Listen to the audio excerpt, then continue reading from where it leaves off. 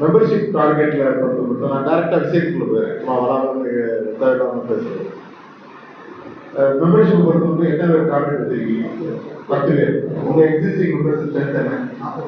42. 20% reach பண்ணுவீங்க. All the best. Thank you.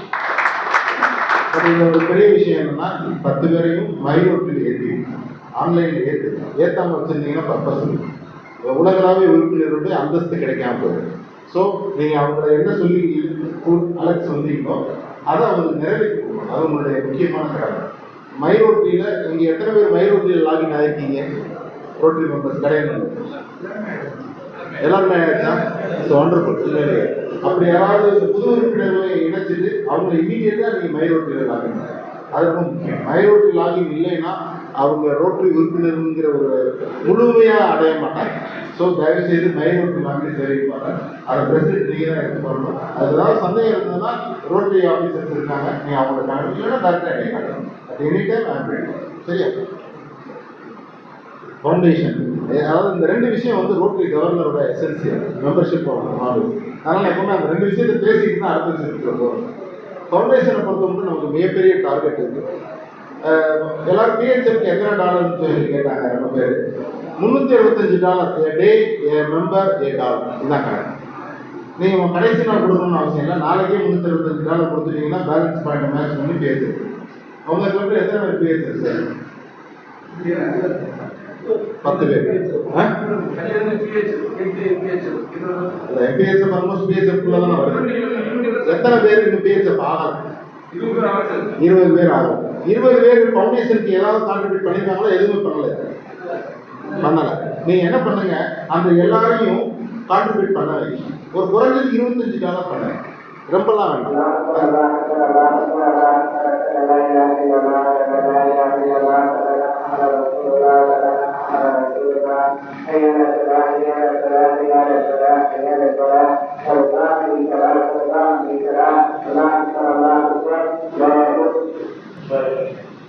குறைஞ்சது அவங்க $25 பண்ண வச்சாங்க.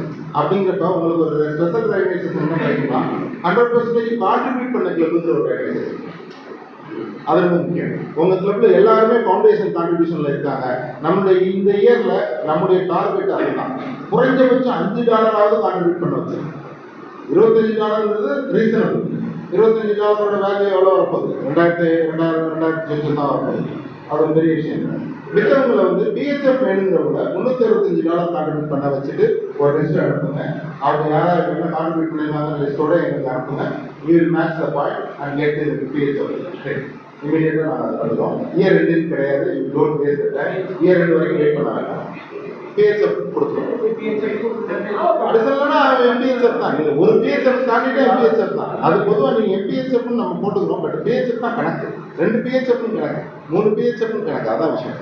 ஆனால் நீங்கள் வந்து மேஜர் டோனர் தான் ஆகணும்னு விரும்புனீங்கன்னா நீங்கள் பாயிண்ட் மேட்சிங் கால்குலேஷனுக்கு வராது. எல்லாருக்கும் தெரிஞ்சு ஒன்லி நீங்கள் வாட் யூ பெய்டு அதுன்றது தான் கணக்கு. என்ன கேஷ் கான்ட்ரிபியூஷன் பண்ணியிருக்கீங்களோ அதுதான் கணக்கில் வரும். நீங்கள் எம்பிஹெச்எஃப் நான் வாங்கியிருக்கேன் அப்படிங்கிறதுக்கா 3000 பாயிண்ட் வராது. 3 எம்பிஹெச்எஃப் வாங்கியிருந்தாங்க 300 கொடுத்துருந்தீங்கன்னா 900 தான் உங்களுக்கு கணக்கில் இருக்கும். But point matching is not calculated to the major. அதை எப்பவுமே நீங்கள் மைண்டில் வச்சுக்கோங்க. மேஜர் டோனர் வேறு, எம்பிஹெச்எஃப் பிஹெச்எஃப் வேறு. இது ஃபவுண்டேஷன். $365 மைண்டில் வச்சுக்கணும் சார். மேக்ஸிமம் எல்லாத்தையும் கலெக்ட் பண்ணி கொடுங்க சார். $365 நீங்கள் ஆனுவல் ஃபண்டு போடுவோம். அதுமாதிரி ஒரு சின்ன ரெக்வெஸ்ட்டு. ஆகஸ்ட் 31க்குள்ள 124 கிளப்பும் $200 கான்ட்ரிபியூஷன் ஆனுவல் ஃபண்டுக்கு டிஸ்ட்ரிக்ட் ஃபண்டில் இருந்து டிஸ்ட்ரிக்ட் உங்கள் கிளப்போட இதில் இருந்து நீங்கள் போட்டிங்கன்னா மினிமம் $200 ஏதாவது கான்ட்ரிபியூஷன் ஆனுவல் ஃபண்டு போட்டிங்கன்னா ஆகஸ்ட் 31க்குள்ள நம்ம 124 சங்கம் போட்டால் நம்ம டிஸ்ட்ரிக்ட்டுக்கு ஒரு அவார்டு. ஸோ அது நீங்கள் உடனடியாக பண்ண வேண்டிய ஒரு ரெக்வெஸ்ட் இருக்குது. அதை மட்டும் பண்ணிட்டு எனக்கு கட்டாயம் சங்கத்திலிருந்து பண்ணால் நல்லது. ஒன்றும் இல்லை சார். நீங்கள் 50 பேர் இருக்கீங்க, உங்களோட சப்ஸ்கிரிப்ஷன் கலெக்ட் பண்ணியிருப்பார்ல, அதில் வந்து சங்கத்திலிருந்து பண்ண மாதிரி பண்ணிடுங்க. $200 தானே, $2000 சொல்லுங்க. அது பண்ணிடுங்க. டிஸ்ட்ரிக்ட் ப்ராஜெக்டை பொறுத்த மட்டும் அடாப்ஷன்ங்கிற வேர்டு கிடையாது, கேரிங் அப்படிங்கிற வேர்டு. கேரிங் தி வில்லேஜ் தான் வேர்டு. நீங்கள் அடாப்ஷன்ங்கிற வேர்டு எந்த இடத்துலையும் பயன்படுத்தாதீங்க. ரிட்டனாக போஸ்டர்ஸ் எது ரெடி பண்ணாலும் தயவுசெய்து அதை தவிர்த்து யார் கேரிங் தி வில்லேஜ் ஒன்று. நான் கிராமங்களின் மீது அக்கறை செலுத்துகிறேன். நாம் கிராமங்களை தத்தெடுக்கவில்லை, ஒருபோதும் தத்தெடுக்க வேண்டிய அவசியம் கிடையாது. அவர்கள் மீது கூடுதலான அக்கறை தேவை. எனவே நாம் கிராமங்களின் மீது கூடுதலான அக்கறை செலுத்தணும். இதுதான் நம்முடைய ஸ்கீம், சர்விங் த ரூட்ஸ். அந்த ஸ்கீமோட நேம் ஏன் சர்விங் த ரூட்ஸ் அப்படிங்கிற பேர் நான் வச்சேன்னா, கிராமங்கள் தான் நாட்டினுடைய வேர். எனவே வேருக்கு நேரடியாக ஒரு உரம் ஊக்கி எதையாவது நம்ம கொடுக்கும்போது அந்த தாவரம் முழுமையான சீக்கிரம் வளர்ச்சி அடையும். நேரடியாக வேரில் செலுத்தும் போது இது வந்து அக்ரி பண்ணுறவங்களுக்கு நல்லா தெரியும். தென்னந்தோப்பில் தென்னை மரத்துக்கு வந்து சுற்றி தண்ணி பாய்ச்சதுக்கப்புறம் அந்த வேரில் டானி கொடுத்தோம்னாக்கா அது சீக்கிரம் மக்கள் நோய்வாய் இல்லாமல் வரும். ஸோ தட்ஸ் வை எனி தாவரங்களுக்கு அவங்க வேர்கள் அவசியம். நம்முடைய நாட்டினுடைய வேர்கள் வந்து கிராமம். ஸோ சர்விங் த ரூட்ஸ் அப்படின்னு ஒரு டைட்டில் ஃபிக்ஸ் பண்ணதுக்கு main reason, we got the great opportunity. வேர்ல்டுலேயே யாருக்கும் கிடைக்காத ஒரு ஆப்பர்ச்சுனிட்டி எனக்கும் நம்ம மாவட்டத்துக்கு கிடைச்சிருக்கு. என்னன்னா, டிஸ்ட்ரிக்ட் ப்ராஜெக்ட் இனாகிரேட் பண்ணதை நம்ம ஆர்ஐ பிரசிடென்ட் இன்கா பண்ணார், மதுரையில் வச்சு பண்ணார். வேர்ல்டு யாருக்குமே எந்த டிஸ்ட்ரிக்ட்டுக்கும் பண்ணல. நமக்கு ஒருத்தருக்கு தான் டிஸ்ட்ரிக்ட் ப்ராஜெக்டை இன்கா வந்து இனாகிரேட் பண்ணி வச்சேன். It's a great opportunity. அதை நான் சரியாக பயன்படுத்தினேன். அதான் விஷயம். எங்கள் பேட்சில் 45 பேருக்கு எல்லாருக்கும் இன்வைட் பண்ணாங்க, வாங்க பண்ணுங்கன்னு சொல்லி. யாருமே அதோட இம்பார்ட்டன்ஸ் புரிஞ்சுக்கலாம். நான் ரொம்ப கரெக்டாக பிளான் பண்ணி போய் இனாகிரேட் பண்ணி வச்சுட்டேன். அது ரொம்ப ஒரு கிரேட் ஆப்பர்ச்சுனிட்டி. எப்போதும் வாய்ப்பு கிடைக்கும் போது பயன்படுத்தி. நான் ஏன் இந்த மெசேஜ் உங்களுக்கு சொல்றேன்னா, சில நேரங்கள் வாய்ப்புகள் கிடைக்கும், நம்ம அந்த வாய்ப்பை உதாசீனப்படுத்திட்டு போயிட்டே இருப்போம். அந்த வாய்ப்பு மறுபடியும் அமையும் சொல்ல முடியாது. எப்பவுமே ஒரு சின்ன வாய்ப்பு கிடைச்சா கூட ரோட்டரி பொறுத்தவரை உங்களுக்கு ஒரு 1 இயர் டேர்ம் கிடைச்சிருக்கு, அந்த 1 இயரை விட்டுறாதீங்க. இது it is 100 metre race, long relay கிடையாது. 100 மீட்டர் ரேஸ் எடுத்தோம்னா ஸ்பீடாக ஓடி முடிச்சிடணும். 360 நாள் ஓடிடும், 15 நாள் ஓடிடுச்சு, இன்னும் 350 நாள் தான் இருக்கு. So it is a race. உங்களுக்கு ஒரு ஆப்பர்ச்சுனிட்டி கிடைச்சிருக்கு, நீங்கள் கரெக்டாக அதை யூஸ் பண்ணுங்க.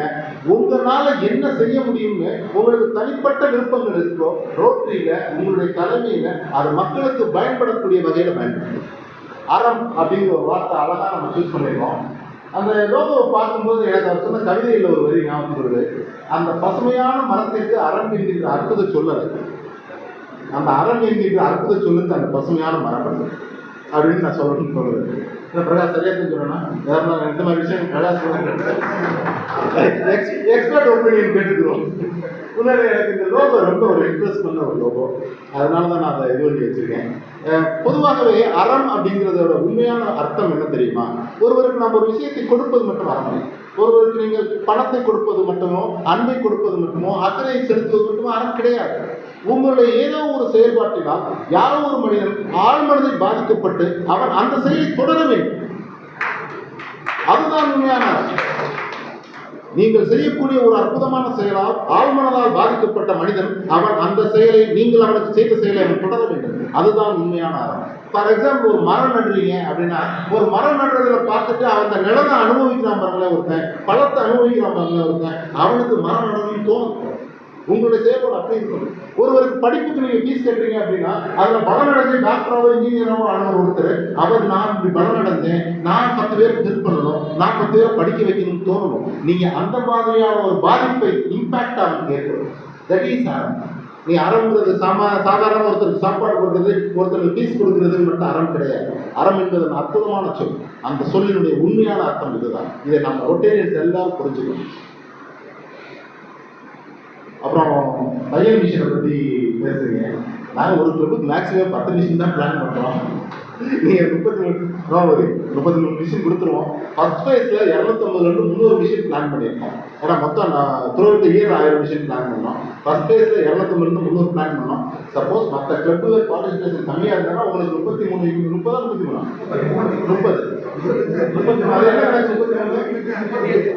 1 லட்ச ரூபா போட்டிய 99,000 போட்டிய. இதுல என்ன பெரிய பிரச்சனைனா, நான் வந்து ஆக்சுவலா 50% டிஸ்ட்ரிக்ட் கான்ட்ரிபியூட் பண்ணி வரேன். அதில் சில டோனர்ஸை டிஸ்டர்ப் பண்ணாமல் இருந்தேன். இப்போ இனிமேல் பீமானந்து பிரகாஷ் எல்லாம் டிஸ்டர்ப் பண்ணாமல் போட போகிறேன். ஏன்னா 1000 மிஷினுக்கு எனக்கு 30 லட்ச ரூபா வேணும். 30 லட்ச ரூபா கிளப்ல கான்ட்ரிபியூட் பண்றோம். 30 லட்ச ரூபா கிட்டத்தட்ட 9 டோனர் தான் இது வரைக்கும் கிடைச்சிருக்காங்க. நான் வாங்கிடுவேன், ஒன்றும் ஆட்கள்லாம் இருக்கு, ஒன்றும் பிரச்சனை இல்லை. அது ஒன்றும் இல்லை. நீங்கள் பார்ட்டிசிபேஷன் கம்மியாக இருந்தாலும் ஒரே ஃபர்ஸ்ட் ஃபேஸ்லேயே கொடுத்துருவோம். சப்போஸ் பார்ட்டிசிபேஷன் நிறையா இருந்தாலும் செகண்ட் ஃபேஸில் பேலன்ஸ் இருக்கும். ஃபர்ஸ்ட் ஃபேஸில் மினிமம் 10-15 கேப் இருக்கும். ஒன்று நீங்கள் போட்டோம்னா ரிசர்வ் தான் இருக்கும். ஒரு பைசா கூட வேறு எதுக்கும் பயன்படாது. அந்த பண்ண அந்த மாதிரி கட்டாயம் உண்மையிலே கங்க்ராச்சுலேட். நீங்கள் வந்து மேக்ஸிமம் பார்ட்டிசிபேட் பண்ணணும்னு நினைக்கிறீங்க. உண்மையிலே திங்க் பிக். அண்ணா அடிக்கடி சொல்லுவாங்க பெருசாக என்ன அப்படின்னு சொல்லுவாங்க. எப்படி திங்க் பிக். இது உங்களை நான் நிச்சயம் வந்து எந்த குறையும் கிடையாது. நீ 40 அப்ளை பண்ணியிருந்தாலும் கிடைக்கும். அது வந்து ஆனால் இனிமே பண்ணிடுறேன். ஒன்றும் இல்லை, செகண்ட் ப்ரைஸ் தேர்ட் ப்ரைஸில் யாருமே வரல. ஒரு சில கிளப்பு என்ன நீங்கள் சொன்னாலும் நகர மாட்டாங்க. நீ அதனால அந்த வாய்ப்பு உங்களுக்கு கிடைக்க வாய்ப்பு. அது மாதிரி தான் பிங்க் ஆட்டோன்னு சொல்லிடுறேன். Pink auto beneficiary must be eligible. நல்லா தெரிஞ்சுக்கோங்க. அவங்க வந்து ரொம்ப கஷ்டப்படுறவங்களா இருக்கணும். அதை வந்து ஒரு பெரிய பட்ஜெட்டில் பண்ணுறோம். அதை நான் ஒவ்வொருத்தருக்கையும் போய் டொனேஷன் கேட்டு பண்ணுறேன். சிஎஸ்ஆர் கேட்டுட்டு இருக்கேன், கிராண்ட்ஸ் கேட்டுட்டு இருக்கேன். அதில் நிறைய சேலஞ்சஸ் நான் ஃபேஸ் பண்ணியிருக்கேன். நிறைய கெடுதல்கள் நடக்குது. அதை நான் I don't want to share here. But அதையும் மீறி ஓவர் இது பண்ணி நான் முடிச்சிருக்கேன். முடிக்கிறது நான் கடுமையான முயற்சியில் இருக்கேன். ஒரே மேடையில் வச்சு 100 ஆட்டோ கொடுக்கணுங்கிறது தான் எனக்கு ப்ராப்ளம். 100ங்கிறது 125 ஆனால் கூட நான் சந்தோஷம் தான். அது ஒன்றும் மாற்றம் இல்லை. நிறைய கம்பெனிஸ் அது இன்ட்ரெஸ்ட் ஆகிட்டாங்க. பட் அவங்களுக்கு அதை எப்படி அந்த ஃபண்டிங்கை கொண்டு வர்றதுங்கிற வழிகள் எங்களுக்கு சில டெக்னிக்கல் இஷ்யூஸ் இருக்கு. ஒன்று எப்படி விடலாம். அதனால நீங்கள் ஆட்டோ பெனிஃபிஷியரி சூஸ் பண்ணிடுங்க. ஆட்டோ பெனிஃபிஷியரிக்கு இப்பயே நீங்கள் டிரைவிங் கற்றுக் கொடுத்து லைசன்ஸ் எடுத்துடும். நீங்கள் நாங்கள் அப்ளை பண்ணதுக்கப்புறம் லைசன்ஸ் எடுக்கக்கூடாது. ஏன்னா அது எந்த நேரமும் வந்துடும். இருந்தால் நல்லது. பட் அவங்க எலிஜிபிலிட்டி இருக்கணும், ஏழையாக இருக்கணும், கஷ்டப்படுறவங்களாக இருக்கணும். ப்ரியாரிட்டி வந்து விடோ அவங்களுக்கு கொடுங்க. ஹஸ்பண்ட் இல்லாத விட்டுட்டு போயிட்டு கஷ்டப்படுறவங்களுக்கு கொடுங்க. குழந்தைகள் நீங்கள் கொடுக்குற ஆட்டோனால அவங்களுக்கு வருமானம் வரணும். அந்த வருமானத்தினால அவங்க வாழ்வாதாரம் மாறணும். விஷயம் இதுதான். அவங்க எனக்கு அதை சுருக்கமாக சொல்லிடுறேன். ஹெல்ப் டு ஹெல்ப்லெஸ் ஒரே வார்த்தை தான். யாருக்கு தேவையோ அவங்களுக்கு கொடுங்க. யாரோ ஒருத்தர் ஒரு உங்கள்கிட்ட ஒரு பெரிய ஒருத்தர் வந்து அவருக்கு கொடுங்க அப்படின்னு ரெக்கமெண்ட் பண்ணுவார். யூ டோன்ட் அதில் இன்ஃப்ளூயன்ஸ் ஆகிடாது. தயவுசெய்து ஆகிடாது. ரோட்டரியை பொறுத்த மட்டும் ரெக்கமெண்டேஷன்ஸை விட்டுருக்கு. யாரும் நீங்கள் ரெக்கமெண்ட் பண்ணாதீங்க, ரெஃபர் பண்ணுங்க. இவங்க எலிஜிபிலிட்டி இருக்கான்னு நீங்கள் சரியாக இருந்தால் கொடுங்க அப்படின்னு பிரசிடென்ட்டுக்கு ரெஃபர் பண்ணுங்க. President is the final authority. அது மாதிரி இன்னொன்று தவறாக நினச்சிக்க வேண்டாம். நீங்கள் கொடுக்குற பெனிஃபிட்ஸிலேயே நாங்கள் தேர்ட் பார்ட்டி வச்சு ஸ்க்ரூட்டினி பண்ணுறோம். ஏன்னா அவங்க சரியாக எலிஜிபிளாக தான் இருக்காங்க. இது பெரிய ஒரே ஆளுக்கு 2.5 லட்ச ரூபா கிட்ட ப்ராஜெக்ட் போகுது, ஒரு குடும்பத்துக்கு போகுது. ஸோ அதில் கொஞ்சம் நாங்கள் அக்கறை எடுக்க வேண்டிய கட்டாயம் இருக்குது. நிச்சயம் எடுங்க. ஆனால் பெனிஃபிஷியரி ஃபைனல் பண்ணிடுங்க. Don't delay. அது எந்த நேரம் அந்த ப்ராஜெக்ட் டேக் ஆஃப் ஆகிறதுக்கு வாய்ப்பு இருக்குது.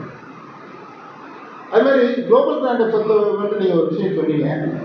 குளோபல் கிராண்டோட மினிமம் வேல்யூ $30,000. நல்லா தெரிஞ்சுக்கணும். $30,000 நீங்கள் வெறும் $5,000 கொடுத்தீங்கன்னா $25,000 டிடிஎஸ் கிடைக்காது. நீங்கள் அது யாரோ உங்களை தவறாக கைட் பண்ணியிருக்காங்க. யார் நீங்க நான் கணிப்பு நீ சொல்லியிருந்தாரு நான் கவர்மெண்ட் சொல்லி வாங்கி தரேன். அதெல்லாம் அது வாய்ப்பு இல்லை. அவர் தப்பாக கைட் பண்ண தப்பாக கைட் பண்ணிடுறாங்க. அதில் என்னன்னா ஒரே கிளப்புக்கு 20,000 டிடிஎஃப் மேட்சிங் பண்ண முடியாது. மொத்தமே நமக்கு 1 லட்சம் தான் இருக்குது. 1,15,000 தான் இருக்குது. நம்ம எல்லா கிளப்போடும் கொடுக்க வேண்டியது. மினிமம் நாங்கள் எப்படி ஃபிக்ஸ் பண்ணியிருக்கோம்னா 50% கிளப்பு கான்ட்ரிபியூஷன் ஃபிக்ஸ் பண்ணியிருக்கோம். உங்கள் கிளப்பு உன்னால் முடியலைன்னா ஒரு 10,000 12,000 ரெடி பண்ணுங்க. 15,000ங்கிறது வந்து கவர்மெண்ட் பார்ட்னரோட சேர்த்து கூட 15,000 ரெடி பண்ணுங்க. இன்டர்நேஷனல் பார்ட்னர் நீங்கள் யாராவது பிடிங்க. உங்களுக்கு ஃப்ரெண்ட்ஸ் ஃபாரினில் இருப்பாங்க, அங்கே உள்ள ரோட்டரி மூலமாக பிடிங்க, கான்டாக்ட் பண்ணுங்கள். $15,000 இன்க்ளூடிங் கான்ட்ரிபியூஷன் ஆக ஃபாரின் பார்ட்னர் நீங்கள் முடிவு பண்ணுங்கள். பேலன்ஸ் $15,000 நான் மேட்ச் பண்ணேன். நான் ஒரு $8,000 கொடுப்பேன், $7,000 மேட்ச் ஆகும். $30,000 ப்ராஜெக்ட் பண்ணிடலாம். அந்த ப்ராஜெக்ட் என்ன பிளான் பண்ணியிருக்கீங்க சார்? ஆர்ஓ பஸ் ஸ்டாண்டில் டாய்லெட்டை மெயின்டைன் யார் பண்ணுவோம்? மெயின்டெனன்ஸ் யார் பண்ணுவோம்? இல்லை, ஜிஹெச்சில் கட்டுற டாய்லெட்டை யாரும் இல்லை.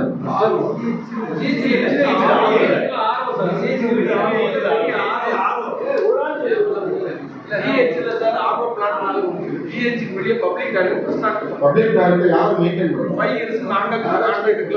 ஒரு விஷயம், நகராட்சியில கட்டணம் வசூலிக்க கூடாது. ரோட்டரியில பண்ணி கொடுத்தீங்கன்னா, நகராட்சியில் ஒப்படைச்சிங்கன்னா அவங்க ஏழை வீட்டுக்கு போயிடுவாங்க. அவங்க ஒருத்தரை உட்கார வச்சுட்டு போயிடுவாங்க. அவங்க உங்களை மீறி வசூல் பண்ணிடுவாங்க. நம்ம ரோட்டரி கிராண்டில் பண்ணுறதுல 10 பைசா கூட வாங்கிடக்கூடாது. கேர்ஃபுல்லாக இருக்கு. அதனால நீங்கள் வந்து டாய்லெட் யூஸ் பண்ணுறீங்களோ, வில்லேஜில் நீங்கள் ஒரு வில்லேஜ் அடாப்ட் கேரிங் பண்ணியிருக்கீங்களா, அந்த வில்லேஜில் தனிநபர் கழிப்பறை அவசியமானு பாருங்க. அது ஒரு 20 வீட்டுக்கு டாய்லெட் இல்லாமல் இருந்துச்சுன்னா அந்த 20 வீட்டுக்கு டாய்லெட் பண்ணிக்கணும். அதை அந்த 20 வீடு மெயின்டைன் பண்ணுவாங்க. 20 வீட்டுக்கு ஒரு கிராமத்தில் டாய்லெட் பண்ணி கொடுத்தீங்கன்னா எவ்வளோ யூஸ்ஃபுல்லாக இருக்குது தெரியுமா? ஸோ இந்த மாதிரி மாற்று சிந்தனையோடு யோசிக்கணும். திரும்ப திரும்ப ஒரே இடத்துக்கு போகாதீங்க. ஜிஹெச்சுக்கு பண்ண வேண்டியது நல்ல விஷயம், நான் இல்லைன்னு சொல்லுவேன். அதை ஆர்வ பிளான் பண்ணுங்க. அது ஒன்றும் பெரிய ஆர்வ பிளான் என்ன பட்ஜெட் கொடுக்குது? 12 lakhs 10 lakhs. அதான் நீங்கள் வந்து ஆர்வ பிளான் ஜிஹெச் பண்ணுங்க. நீங்கள் கிளாஸ் நீங்கள் வில்லேஜுக்கு ஏதாவது பண்ணுங்க. உங்களோட குளோபல் பிளான்ல அந்த வில்லேஜ் அதாவது வில்லேஜை பொறுத்த மட்டும் ஒரு சின்ன விஷயத்தை தெளிவுபடுத்துகிறேன். பெரிய ப்ராஜெக்ட் தான் பண்ணணும்னு அவசியம். சின்ன சின்ன ப்ராஜெக்ட் பண்ணுங்க. அந்த வில்லேஜில் வயசானவங்க ரொம்ப பேர் இருப்பாங்க, அவங்களுக்கு ஏதாவது பண்ணுவாங்க. பிள்ளைகளால் கைவிடப்பட்ட பெற்றோர் இன்னைக்கு அதிகமாக இருக்காங்க. அந்த கிராமங்கள் நிறைய பேர் இருக்காங்க. சாப்பாடு இல்லாமல் இருக்காங்க, அவங்களுக்கு மருந்து மாத்திரம் வாங்க முடியாமல் இருக்காங்க, செருப்பு போட முடியாமல் இருக்காங்க, வாக்கிங் ஸ்டிக் இல்லாமல் இருக்காங்க. நீங்கள் வந்து பெருசாக பண்ணணும்னு அவசியம். அவனுக்கு போய் நீங்கள் வீடு கட்டி கொடுக்கணும்னு நான் சொல்கிறேன். அவங்க மாதம் ஒரு முறை உங்கள் மீட்டிங் அங்கே போடுங்க, 2 மாதத்துக்கு ஒரு தடவை அங்கேயும் மீட்டிங் போடுங்க. போட்டு அந்த குடும்பத்தோடு அந்த கிராமத்தோடு நீங்கள் ஒன்று, அந்த கிராமம் உங்களுக்கு கொண்டாடும். அதை இமேஜ் பண்ணி பாருங்க. அந்த நீங்கள் இங்கே வைக்கிற டின்னர் அங்கே கொண்டு வைங்க, கூட ஒரு 10-20 பேர் சாப்பிட போகிறாங்க. நம்ம என்ன பண்ணுறோம், நீங்கள் இங்கே ஒரு ஃபுட்டோட காசு 500 ரூபாய்க்கு வைக்கிறீங்கன்னா அங்கே வைக்க இந்த ஃபுட்டோட காசு 100 ரூபா 150 ரூபாய்க்கு வைங்க, கூட ஒரு 230 பேர் சாப்பிடுவோம். மாதம் ஒரு தடவை மீட்டிங் அங்கே போடுங்க. சின்ன சின்ன விஷயத்தில் ஃபோக்கஸ், பெரிய விஷயம் சின்ன சின்ன விஷயங்கள் மிகப்பெரிய மாற்றத்தை இருக்கும். நல்லா தெரிஞ்சு சின்ன விஷயங்கள்லாம் மிகப்பெரிய மாற்றத்தை பாதிப்பு இருக்கும். சார் நம்ம மேலே அக்கறை செலுத்துறதுக்கு ஒரு குடும்பம் இருக்குது, ரொட்டிக்கு ஒரு குடும்பம் இருக்குது அப்படின்னு அந்த கிராமத்து மக்கள் நீங்கள் நம்புங்க. அவங்களுக்கு அந்த நம்பிக்கை ஏற்படுது. கிரியேட் போட்டு that particular village, that is very நிச்சயம். அந்த மாதிரியான சேவைகள் செய்யணும். அதுதான் உங்களுக்கு ரொம்ப ஒரு இம்பாக்ட்ஃபுல் ப்ராஜெக்டாக.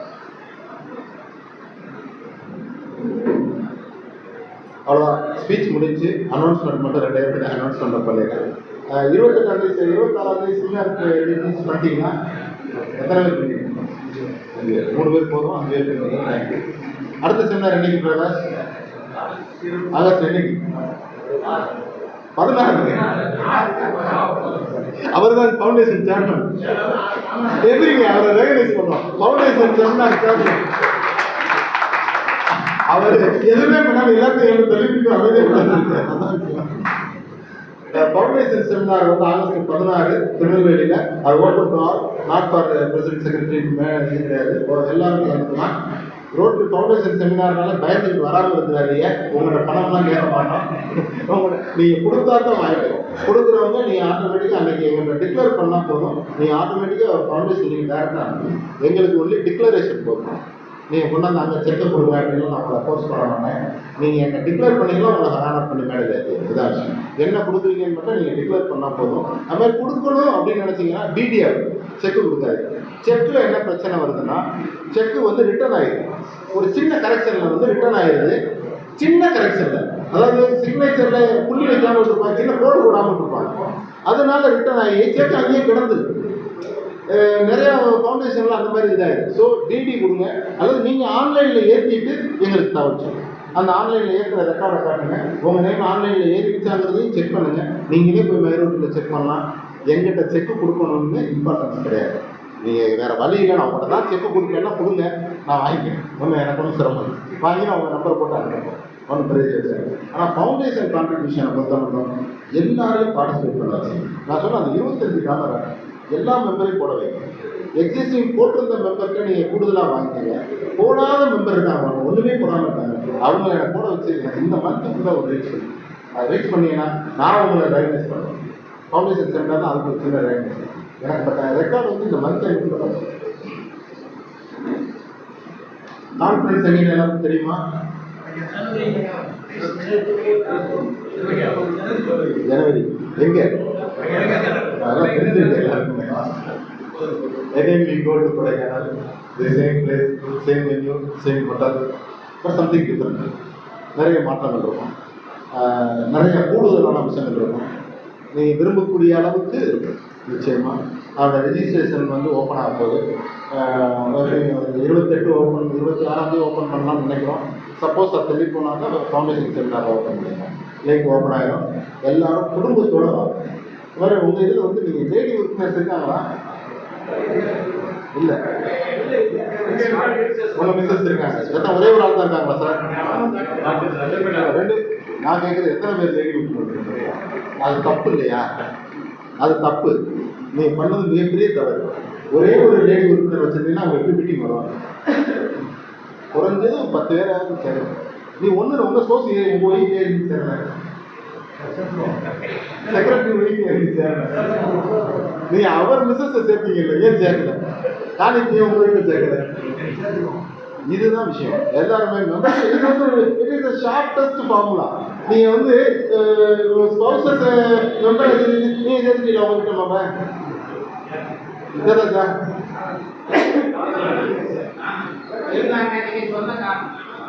ஒரு ஆளா இருக்கிறது சரி, இனிமே அவர் சேர்த்துறாரு, பிரசிடென்ட் சேர்த்துறாரு, நீங்க சேர்த்துருங்க. இது உண்மையிலேயே ஸ்பௌசஸ் மெம்பரை சேருங்க, ஃபேமிலியோட ரோட்டரி என்ஜாய் பண்ணுங்க. இது ஒன்றும் இல்லை, அவங்க ரெகுலர் மீட்டிங்லாம் வரணும்னு அவசியம் இல்லை. ஓப்பனாக சொல்லிடுறேன். நீங்க ஏதாவது ஈவெண்ட்டுக்கு போறீங்கன்னு ரொட்டேரியனா அவங்களை கூட்டிட்டு போகும்போது அவங்களுக்கு ஒரு ரெகக்னைசேஷன் கிடைக்கும். அவங்க உங்க சங்கத்துல உங்க கான்ஃபரன்ஸ்ல அதிகமா ஃபேமிலி பார்ட்டிசிபேட் பண்ணது போகிறது கிடையாது. எனக்கு நீங்க இப்ப இருக்க சங்கத்தை கேட்க நீங்க 5 வருஷத்துக்கு முன்னாடி நல்லது. சரி, ஒன்றும் இல்லை, பாஸ் இந்த கான்ஃபரன்ஸ்ல நீங்க எல்லாரும் ஃபேமிலியோட பார்ட்டிசிபேட் பண்ணுங்க. ஃபேமிலி ரொட்டேரியனா பார்ட்டிசிபேட் பண்ணுங்க. ஏன்னா ரொட்டேரியனா அவங்க பார்ட்டிசிபேட் பண்ணும்போது அவங்க they feel comfort. Spouse okay, அதெல்லாம் பிரச்சனை. ரொட்டேரியனா பார்ட்டிசிபேட் பண்ணுறது they have the full rights எல்லாமே. ரொட்டேரியனா பார்ட்டிசிபேட் பண்ண வைங்க. அது என்னோட ரெக்வஸ்ட். எதுவுமே நான் ஆர்டர் கிடையாது, ஒன்றே request, humble request. Thank you for the opportunity. நல்லா பண்ணுங்க. என்னன்னாலும் எனக்கு எப்போ நாள் ஆனந்த்